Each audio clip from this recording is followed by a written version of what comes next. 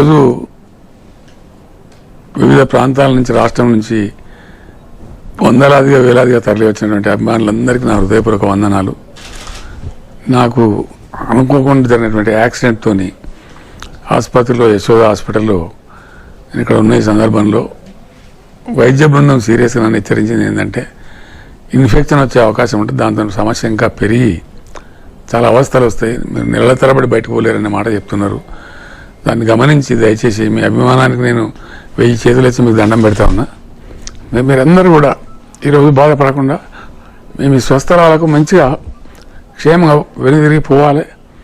రేపటి నుంచి కూడా నేను రాష్ట్ర ప్రజలకు విజ్ఞప్తి చేస్తా ఉన్నా, దయచేసి కనీసం ఇంకో 10 రోజుల వరకు ఎవ్వరు కూడా తరలి రావద్దని, అది అందరికి కూడా మంచిది కాదని చెప్పి నేను వినయపూర్వకంగా విజ్ఞప్తి చేస్తా ఉన్నా. కింద ట్రాఫిక్ సిబ్బందులు కూడా ఉన్నాయి. హాస్పిటల్లో మనం కాకుండా వేరే వందలాది మంది పేషెంట్లు కూడా ఉన్నారు ఇక్కడ. వాళ్ళ క్షేమం కూడా మనకు అంతే ముఖ్యం. కాబట్టి మీరు అన్నేదా భావించకుండా క్రమశిక్షణతో దయచేసి మీరందరూ తిరిగి మీ ఇళ్ళకి క్షేమంగా చేరండి.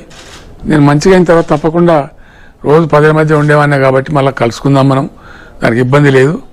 దానికి ఇప్పుడు కింద కేటీఆర్ కానీ మన అక్బరుద్దీన్ ఓవైసీ మన మిత్రపక్ష నాయకులు కానీ ఉన్నారు, వాళ్ళందరూ మీకు చెప్తారు.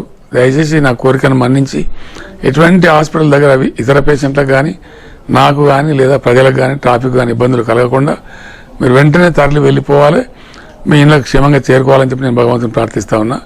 నా మాటను మన్నించి గౌరవించి ఏమాత్రం ఇబ్బంది లేకుండా గొడవ లేకుండా మీరందరూ తిరిగి మీ స్వస్థలాలకు క్షేమంగా చేరుకోవాలనేది నా విజ్ఞప్తి. నా విజ్ఞప్తిని తప్పకుండా మీరు మన్నిస్తారని భావిస్తా ఉన్నా.